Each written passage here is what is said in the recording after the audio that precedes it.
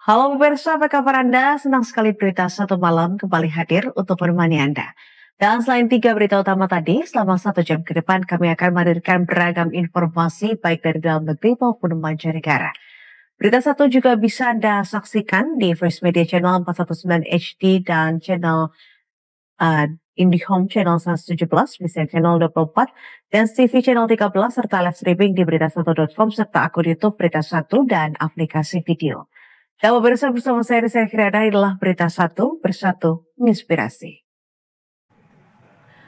Kita awali Berita Satu malam dengan informasi 8 bangunan rumah di kawasan Senen, Jakarta Pusat hangus terbakar pada Jumat pagi.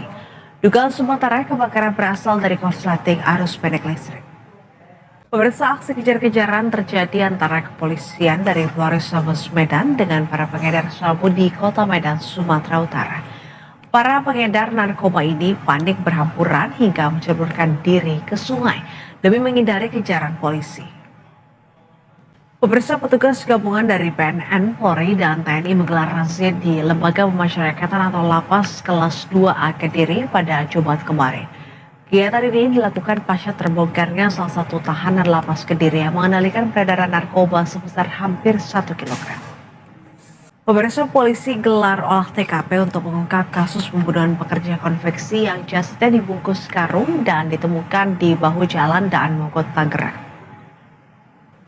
Pemirsa, Aibda LC, pelaku pemerkosaan terhadap tahanan wanita di Polres Pacitan, resmi dipecat tidak hormat. Dengan pemecatan ini, selanjutnya Ditreskrim Polda Jatim akan melanjutkan proses penyidikan kasus pidana.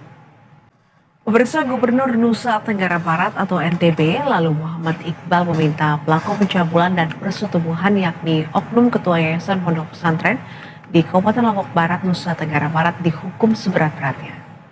Sebelum Polres Mataram secara resmi menetapkan AF seorang ketua yayasan salah satu pondok pesantren di Kabupaten Lombok Barat yang dikenal luas sebagai Walid Lombok sebagai tersangka dalam kasus dugaan persetubuhan terhadap santriwati di bawah umur.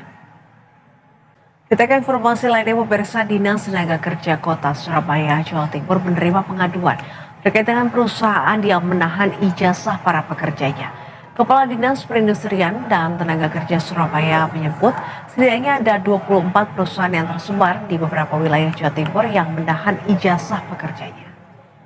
Kita beralih ke informasi lainnya, pemirsa, Gubernur Jakarta Pramono Anung meluncurkan rute baru Trans Jabodetabek Alam Sutra Blok M, di mana peresmian ini dilakukan bersama dengan Gubernur Banten Andra Soni.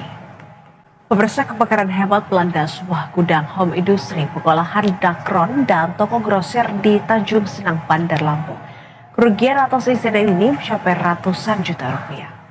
Pemirsa, jajaran Polsek Cilengsi menggerebek tempat penjualan obat terlarang berkedok konter ponsel di Desa Cipenjodan, Pasir Angin, Kabupaten Bogor, Jawa Barat. Polisi amankan penjual, pembeli, dan barang bukti ratusan butir obat terlarang. Diduga terlibat aksi tabrak lari, seorang pengemudi yang masih di bawah umur dihakimi massa.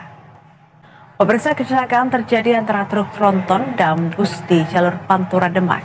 Kerasnya benturan ini membuat 2 kendaraan terperosok ke sungai.